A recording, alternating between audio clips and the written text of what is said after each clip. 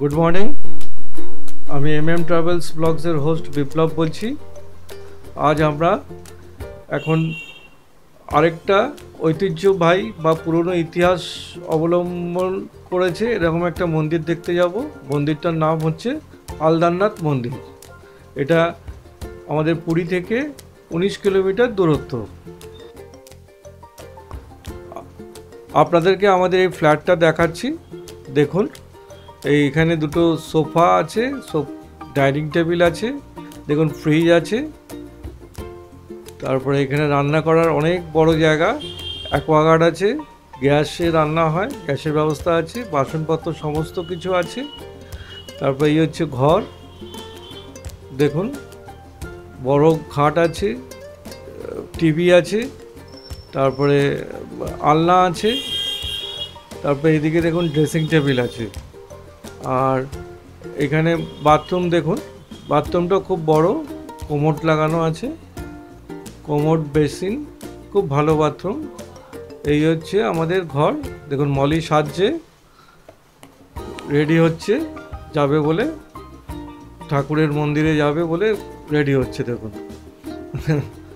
আচ্ছা, তারপরে দেখুন আমরা বেরোচ্ছি, দেখুন একটা নতুন জায়গায় নিয়ে যাচ্ছি। এই জায়গাটা আপনাদেরকে তো সচরাচর দেখায় না, যেটা আমরা আজকে আপনাদেরকে নিয়ে যাচ্ছি। আমরা সবাই মিলে বেরিয়েছি দেখুন আল্লাহনাথ মন্দির দর্শনের উদ্দেশ্যে। আপনারা দেখতে থাকুন। बोलो श्री जगन्नाथ देव की, बलराम देव की, सुभद्रा मैया की, श्री क्षेत्र धाम की, समुद्र महाराज की, साक्षी गोपाल की, खिड़चड़ा गोपीनाथ की, आलालनाथ की, श्री गुरु महाराज की, आज का आनंद की, आज की यात्रा की। जय जय श्री राधे श्याम। আমরা এখন আলালাল দর্শনে যাচ্ছি। পুরী থেকে আমাদের গাড়ি ছেড়েছে, আমাদের আর গোটা এখান থেকে 19 কিলোমিটার আলালনাথে গিয়ে দর্শন করব, তখন আপনাদের দেখাবো, আপনারা দেখবেন এবং ওখানকার স্থান মাহাত্ম্যটা জানবেন। আমাদের ফ্ল্যাট থেকে আমরা এখন সমুদ্রের পাড়ের যে রাস্তাটা, সি বিচ রোড যেটা, সেখান দিয়ে যাচ্ছি। এই সামনে স্বর্গদ্বারটা পেরিয়ে সোজা চলে যেতে হবে। আগে তো ওইসব দিকে তো বসতি ছিল না, এখন দেখুন চারিদিকে প্রচুর বাড়ি হয়ে গেছে। আগে মোহনার পর্যন্ত কোনো বাড়িই ছিল না, এখন সব জায়গা বাড়ি হয়ে গেছে সমস্ত দিকে। ওখানে মোহনার কাছাকাছি থেকে ডান দিক দিয়ে একদম সুন্দর রাস্তা করেছে, ওই রাস্তা দিয়ে আমরা আল্লাহনাথ মন্দিরের উদ্দেশ্যে যাচ্ছি। আগে এদিকটাতে কোনো ট্যুরিস্ট আসতো না, এখন এদিকে অনেক বিল্ডিং হয়ে গেছে, অনেক হোটেল হয়ে গেছে, অনেক ট্যুরিস্ট এখন এখানে এসে নিরিবিলিতে থাকছে। আমরা পুরী শহর ছেড়ে অনেকটা এগিয়ে চলে এসেছি। এখন দেখুন গ্রাম্য পরিবেশ দিয়ে যাচ্ছি, দুদিকে কিন্তু চাষবাস সব দেখা যাচ্ছে। আর বেশি দূর বাকি নেই, 2 কিলোমিটার থেকে 3 কিলোমিটারের মধ্যে বাকি আছে। দেখুন পুরো গ্রাম্য পরিবেশ, গ্রামের সুন্দর রাস্তা, রাস্তাটা কিন্তু খুব সুন্দর। আমরা আল্লাহনাথ মন্দিরে চলে এসেছি, এই দেখুন তার ভিউ।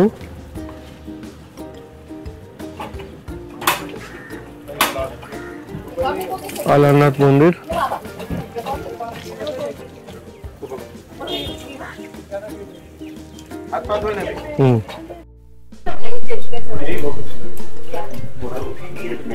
ঢুকছি আমরা মন্দিরে।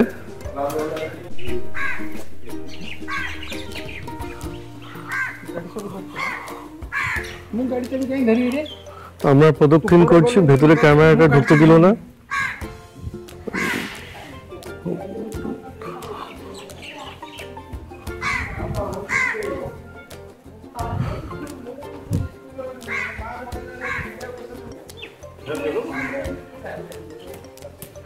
এটা আরেকটা মন্দির আছে, সেটাতে যাচ্ছি, একটা মন্দির। महाप्रभु साइड में আগে নারায়ণ দর্শন করে সবার নারায়ণনাথে হচ্ছে বিষ্ণু ভগবান আর লক্ষ্মী মার দর্শন করে ওয়াইফ সারা জন্ম জগন্নাथ दर्शन समान बराबर नारायण देखिए प्रभु थोड़ा सा सुनिए ये मंदिर में जो 2000 साल में एक ब्राह्मण से स्वप्न सुना से बोले मंदिर का पीछे हम उद्धार करो जमीन से नीचे उद्धार हुए थे माता महालक्ष्मी साइड में पड़ोस बाहर साइड में महालक्ष्मी ना इस मंदिर में एक दिन दर्शन करे उसमें 1 साल 2000 साल सम्मान बराबर आए बोले देखिए दान बैठे कमिट ये दान करे तो मंदिर प्रिंट लगे कलर लगे मार्बल लगे भगवान का सब मंदिर का जगह और ये जो दान पेट में ये जो थाला में दान करे किसका दान अब तुम दान करे खत्म नहीं होगा बढ़ता है ये जगन्नाथ जय महाप्रभु महालक्ष्मी लो चढ़ा मंगल माते आमे बा और अनका है सब मिलके এটা মহালক্ষ্মী মন্দির दान करो ওই মন্দিরের ভিতরে আরেকটা মন্দির जय मां भक्ति दीजिए माते आमे লক্ষ্মী ঠাকুরের মন্দির তো এটা লক্ষ্মী ঠাকুর কৃষ্ণ ভক্তি দাম এটা হচ্ছে মহাপ্রভুর পায়ের ছাপ দেখো মাথা চরণ- চরণ ছাপ আছে মাথা ও চরণ ছাপ মাথা গলা হাত এর গর্দন গলা পলন হাঁটু এর চরণ জয় মহা কৃষ্ণ ভক্তি মাথা ঠান্ডা রাখা তো এখানে মহাপ্রভু শুতেন তাই তো শোইছিল জগন্নাথকে এই পাথার উপর দর্শন দিয়েছিল জগন্নাথ আচ্ছা আচ্ছা আচ্ছা আর মহাপ্রভু এখানে ক্ষেত বাড়ি কিছু নেই কিন্তু তুমি আসছে বাড়ি মহাপ্রভু বাড়ির লোক সে মহাপ্রভু গম্ভীর রামদাস বাবাজি এই মন্দিরটা তোলাইছিল রামদাস বাবাজি কোনটা পায়ের ছাপ কোনটা এই মাথা এই দোনো হাত এটা পলনি এসব হ্যাঁ কাজ করো মাথা পুরীতে জগন্নাথে দর্শন করার জন্য মহাপ্রভু এসেছিলেন তো জগন্নাথ মন্দির তখন বন্ধ ছিলেন দর্শন করতে পায়নি তখন মহাপ্রভু পুরীর থেকে হেঁটে হেঁটে এই আলালনাথ দর্শন করলেন আলালনাথ দর্শন করে মহাপ্রভু এখানে সাষ্টাঙ্গে দণ্ডবোধ করেছিলেন তাই মহাপ্রভুর সারা শরীরের অবয়বের ছাপ এখানে পাথরের মধ্যে পরিস্ফুটিত হয়ে রয়েছে এই অবিরল দৃষ্টান্ত একমাত্র মহাপ্রভু দেহের ছাপ এখানে দেখতে পারবেন আর নবদ্বীপে গেলে মহাপ্রভুর চরণের ছাপ দেখতে পারবেন সাক্ষাৎ চৈতন্য মহাপ্রভুর দেহে এই যে মাথা উনি প্রায় 6 ফুটের মতো 6.5 ফুট লম্বা ছিলেন চরণের ছাপ আমরা এখানে বসতে ভোগ খাচ্ছে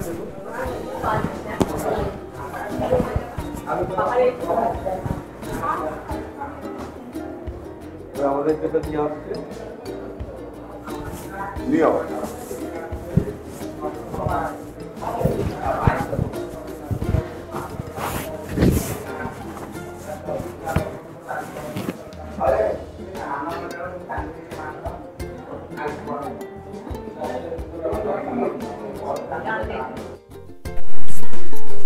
আপনাদের এই মন্দিরের সম্বন্ধে পুরো ইতিহাস যেটা সেটা আমাদের শ্যাম মহারাজ বলছে, শুনুন।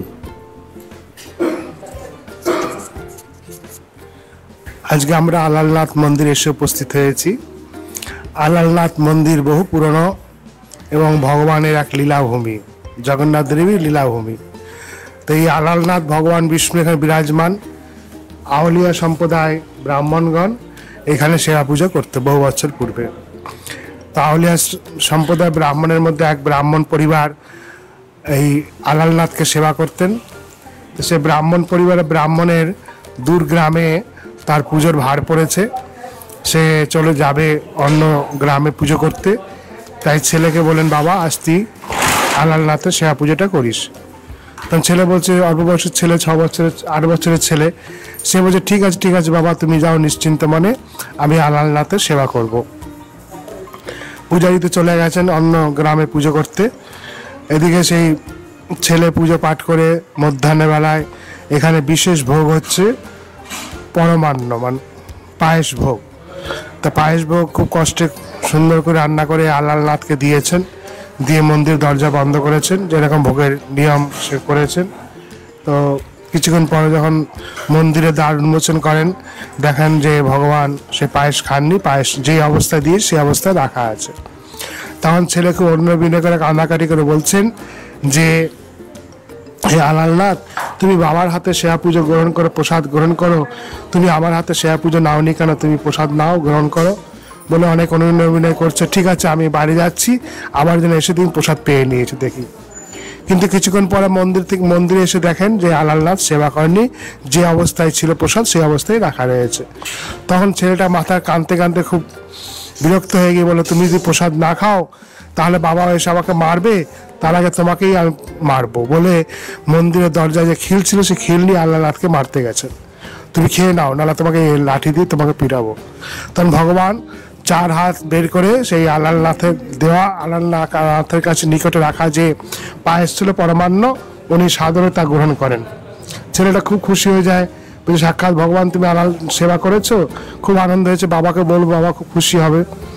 তো বাবা সন্ধ্যার সময় ফিরে এসেছেন গ্রামের থেকে, এসে বলছেন, পুত্র তুমি আলালনাথে পুজো করেছিল? বলছে হ্যাঁ, আলালনাথে পুজো করেছি, ঠাকুর প্রসাদ সেবা করেছে। বলছে বাহ, খুব ভালো কথা, কই আমার একটু প্রসাদ দাও, আমি একটু প্রসাদ পাই।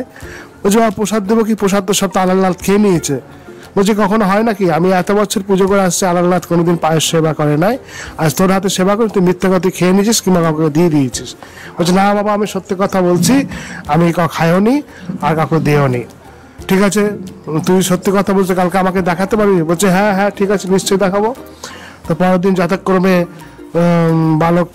ব্রাহ্মণ বালক পুজো করে আলালনাথে পায়েস ভোগ করে মন্দিরে দিয়ে দরজা বন্ধ করেছেন এবং মাথায় তিনি আলালনাথকে প্রার্থনা করেছেন, আলালনাথ তুমি সেবা করো, নাহলে বাবার কাছে আমি মিথ্যাবাদী হয়ে যাব, এই কথা বলেছেন। তারপর কিছুক্ষণ পরে তো দেখছেন বালকের দেয়া নিবেদিত ক্ষীর ভগবান হাতে নিয়েছেন খাবার জন্য। খাবার দিয়ে নিয়েছেন, এমন সময় ব্রাহ্মণ কি করেছে, মন্দির দরজা খুলে দিয়েছেন। আর ভগবান তখনই ক্ষীরের মধ্যে, গরম ক্ষীর দিয়েছিল তো বালক, সে গরম ক্ষীরের মধ্যে হাত ঢুকিয়েছেন, সঙ্গে সঙ্গে হাতের মধ্যে ফোসকা পড়ে গেছে। অদ্যাপিও ভগবানের আলালনাথের হাতে সেই ফোসকার দাগ রয়েছে। তখন আলালনাথ বললেন যে হে ব্রাহ্মণ, তুমি পুত্রকে অবিশ্বাস করলে এবং আমাকে অবিশ্বাস করলে, যাও তোমার পুত্র দিয়ে আমি তো পায়েস গ্রহণ করেছি, অদ্যাপি আজ থেকে তোমাদের বংশধরকে এই মন্দিরে প্রবেশ করতে পারবে না, পুজো করতে পারবে না, কিন্তু তোমরা যথারীতি তোমরা প্রসাদ পাবে আর তোমাদের বংশ নির্বংশ হয়ে যাবে। সেই থেকে তাহলে সে ব্রাহ্মণ পরিবার নির্বংশ হয়ে যায় এবং অদ্যাপি আলালনাথের ক্ষীরভোগ লাগে। এখানকার বৈশিষ্ট্য হচ্ছে মধ্যাহ্নে ক্ষীরভোগের বৈশিষ্ট্য অত্যরূপ।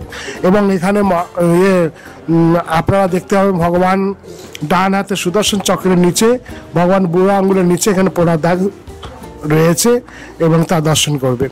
তার পাশে হচ্ছে শ্রীমান মহাপ্রভুর, চৈতন্য মহাপ্রভু সাষ্টাঙ্গে দণ্ডবত প্রণাম করেছিলেন আলালনাথকে। সে তখনকার দিনে পাথরের জায়গা ছিল, পাথরের স্থান ছিল, সে পাথরের মধ্যে শরীরের অবয়ব ছাপ, পুরোপুরি তার দেহের ছাপ রাখা রয়েছে, দর্শন করতে পারবেন। শ্রীমান মহাপ্রভু যখন পুরীতে আসেন তখন জগন্নাথের অনবসর কাল চলছিলেন, অর্থাৎ স্নান যাত্রার পরে যে আমাদের 21 দিন মন্দির বন্ধ থাকে, সেই মন্দির বন্ধ ছিল। তখন তার দর্শন না করতে পেয়ে মহাপ্রভু সে পুরী মন্দির থেকে চলে আসেন এই আলালনাথে ভগবানকে দর্শন করেন, দর্শন করে সাষ্টাঙ্গ দণ্ডবত প্রণাম করেন। সেই স্থান আপনারা এসে দেখতে পাবেন এবং খুব ভালো লাগবে। এখানকার পুরনো জায়গা আলালনাথের, এইখানে হচ্ছে এখানকার হচ্ছে স্থান মাহাত্ম্য বৈশিষ্ট্য, এই কথা। জয় শ্রী রাধে। এই হচ্ছে মন্দির, আলালনাথ মন্দির, পুরোটাই ভিউ পাচ্ছেন এখান থেকে। কিন্তু মন্দিরের ভেতরে আলালনাথের মূর্তি ফটো তুলতে দিল না, বাকি সবটাই মোটামুটি চেষ্টা করেছি তোলার জন্য, সবটাই উঠেছে।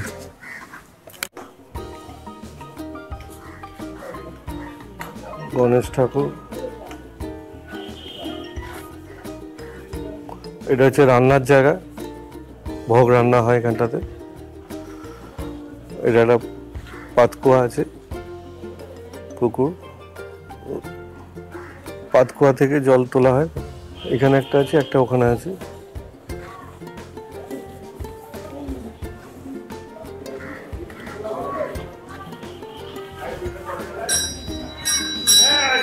আমরা এখানে কিছুক্ষণ কাটিয়ে বেরিয়ে যাব। দোল পূর্ণিমার দিন আল্লাহনাথ ঠাকুরকে এনে এই বেদিতে রাখা হয়। সেদিনকে এখানে দোল উৎসব হয়, সারাদিন ধরে অনেক ভক্তর আগমন হয়, তারপরে আবার উনি ওনার জায়গায় ফিরে যায়। আশা করি এই ভিডিওটা আপনাদের ভালো লেগেছে। আমরা এর পরে এপিসোডগুলোতে আরও অনেক অনেক মন্দির ঘুরে দেখাবো যেগুলো আপনাদের অজানা। আর এই ভিডিওটা দেখবার জন্য আপনাদেরকে ধন্যবাদ। নমস্কার, খুব খুব ভালো থাকবেন।